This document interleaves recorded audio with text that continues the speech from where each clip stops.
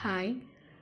நம்மளோட வாழ்க்கையில் தோல்வி வர்றது சாதாரணம் தான். எவ்வளோ பெரிய லட்சியத்தை நம்ம பண்ணுறோம் அப்படின்னாலும், சில சமயத்தில் தோல்வி அடைஞ்சிடுறோம். ஆனால் இந்த தோல்வியை வெற்றிக்கான படிக்கட்டாக மாற்றுறது தான் உண்மையான வெற்றி. நீங்கள் கெரியரில் ஃபெயிலியர் ஆகிட்டோம், லைஃப்பில் ஃபெயிலியர் ஆகிட்டோம்னு ஃபீல் பண்ணிகிட்ருக்கீங்களா? நான் சொல்கிற ஒரு 10 வேஸை ட்ரை பண்ணி பாருங்கள். உங்களுக்கு மோட்டிவேட்டடாக இருக்கும். ஃபர்ஸ்ட் ஒன், தோல்வி வெற்றிக்கான பயணத்தில் ஒரு பகுதியாக இருக்குது. ஃபெயிலியருங்கிறது ஆப்போசிட்ஸ் ஆஃப் சக்ஸஸ் கிடையாது. It's the one of the steps towards it. அதை ஒரு எக்ஸ்பீரியன்ஸாக பாருங்கள். ஃபார் எக்ஸாம்பிள், தாமஸ் எடிசன் 1000 முறை தோல்வி கண்டார். ஆனால் அவர் மின்விளக்கை கண்டுபிடிச்சார். அவர் என்ன சொன்னார் அப்படின்னா, நான் தோல்வி கண்டதில்லை, நான் 1000 வழிகளை கண்டுபிடித்தேன். நான் தோல்வி கண்டதில்லை, நான் 1000 வழிகளை கண்டுபிடித்தேன் அப்படின்னு சொன்னார். ஸோ தோல்வி வந்துருச்சு அப்படின்னு சொல்லிவிட்டு நீங்கள் ஃபீல் பண்ணாதீங்க.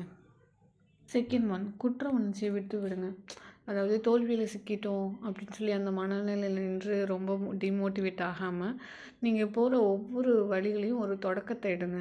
ஃபார் எக்ஸாம்பிள், ஒரு எழுத்தாளர் தனது 2 புத்தகங்களையும் தோல்வி கண்டார். ஆனால் 3வது புத்தகத்தில் பெரும் வெற்றியை பெற்றார். தேர்டு ஒன், மன வலிமையை உருவாக்குங்க. மன உறுதிங்கிறது நீங்கள் தோல்வியை எதிர்கொள்ள முடியும் அப்படிங்கிறத உணர்த்தும். மனநல மெடிடேஷன் இதை உங்களுக்கு ஊக்குவிக்க உதவும். ஃபார் எக்ஸாம்பிள், விராட் கோலி தன்னோட ஸ்டார்டிங் ஸ்டேஜில் பல தோல்விகளை சந்தித்தார். ஆனால் இப்போ மன உறுதியுடன் அவர் உலகத்தோட சிறந்த வீரராக மாறியிருக்கார். ஃபிஃப்த் ஒன், உங்களோட திறமையில் நம்பிக்கையை வளர்த்துக்கொள்ளுங்கள். Believe in your abilities. தோல்வி உங்களோட திறமைகளை தீர்மானிக்காது. நம்பிக்கை வச்சு உங்களோட பயணத்தை ஸ்டார்ட் பண்ணுங்கள். ஃபார் எக்ஸாம்பிள், தனுஷுங்கிற ஒரு பையன் அவரோட முயற்சியில் ஒவ்வொரு டைமும் தோல்வி அடைஞ்சாலும் தன்னோட திறமையில் நம்பிக்கை வச்சு மீண்டும் மீண்டும் முயற்சி செஞ்சு வெற்றி பெற்றார். அதே மாதிரி ட்ரை பண்ணிகிட்டே இருங்க. ஆரோக்கியத்தை கவனியுங்கள்.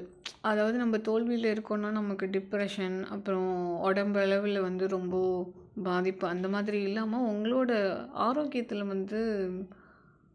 கவனம் செலுத்தணும். ஃபார் எக்ஸாம்பிள், நீங்கள் அதுக்கு ஒரு வாக்கிங் அந்த மாதிரி போகலாம், ரிலாக்ஸ் ஆகலாம். உங்களுக்கு ரிலாக்ஸேஷன் என்ன கொடுக்குதோ அந்த மாதிரி பண்ணலாம். 7th ஒன், முன்னேற்றத்தை பதிவு செய்யுங்கள். அதாவது ட்ராக் யுவர் ப்ராக்ரெஸ். சின்ன முன்னேற்றத்தையும் கவனம் செய்யுங்க. அது உங்களை மோட்டிவேட் பண்ணும், உங்களோட செயலை மேம்படுத்தும். ஃபார் எக்ஸாம்பிள், ஒரு கடைக்காரர் தன்னோட வியாபாரத்தை டெய்லியும் தன்னோட கடையில் எவ்வளோ விற்பனை ஆகிருக்கு அப்படிங்கிறத நோட் செஞ்சு எதிர்காலத்தில் அவர் அவரோட விற்பனை அதிகரிக்கிறதுக்கு அது யூஸ்ஃபுல்லாக இருக்கும். 8th ஒன், முடிவுகளை நினைக்காமல் தொடர்ந்த முயற்சி. Keep trying without focusing on outcomes. அதாவது வெற்றி வரும் வரை பல தோல்வி வரலாம், ஆனால் முயற்சியை மட்டும் விட்டுறாதீங்க. ஃபார் எக்ஸாம்பிள், இந்தியாவோட சந்திராயன் 2 மிஷனில் தோல்வி அடைஞ்சோம், ஆனால் சந்திராயன் 3ல் வெற்றி அடைஞ்சிட்டோம். அதே மாதிரி தான். 9th ஒன், தோல்விங்கிறது இறுதி இல்லை. எவ்வளோ தோல்வி வந்தாலும் அது உங்களோட பயணத்தோட முடிவு கிடையாது. பல பேர் பல தோல்வியை கண்டும் வெற்றி அடைஞ்சிருக்காங்க. ஃபார் எக்ஸாம்பிள், வால்ட் டிஸ்னிங்கிறது பல முதலீட்டாளர்களால் நிராகரிக்கப்பட்டிருக்காரு. ஆனால் அவர் மீண்டும் முயற்சி செஞ்சு டிஸ்னி நிறுவனத்தையே நிறுவலையா? அதே மாதிரி தான். 10th one, success takes time. அதாவது வெற்றி வருவதற்கு நேரங்கிறது கண்டிப்பாக தேவைப்படும். அதாவது வெற்றி வந்துடும் அப்படின்னு நினச்சாலும் அதை அடையிறதுக்கு கண்டிப்பாக நேரம் எடுக்கும். ஃபார் எக்ஸாம்பிள், ஸ்டீஃபன் கிங்கிறது தன்னோட முதல் நாவலால் 30 முறை மறுக்கப்பட்டார்.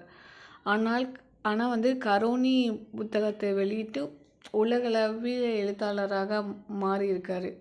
ஸோ என்ன சொல்ல வரேன் அப்படின்னா, தோல்விங்கிறது ஒரு வெற்றிக்கு ஒரு படிக்கட்டாக மட்டும்தான் இருக்கும். இதை உங்களோட வாழ்க்கையில் நீங்கள் எப்படி அனுபவித்து செயல்படுறீங்க அப்படிங்கிறது தான் உங்களுக்கு வெற்றி அடைவதற்கு வழிவகுக்கும். இன்று முதல் இந்த நம்பிக்கையுடன் உங்களோட பயணத்தை தொடருங்க. தேங்க்யூ.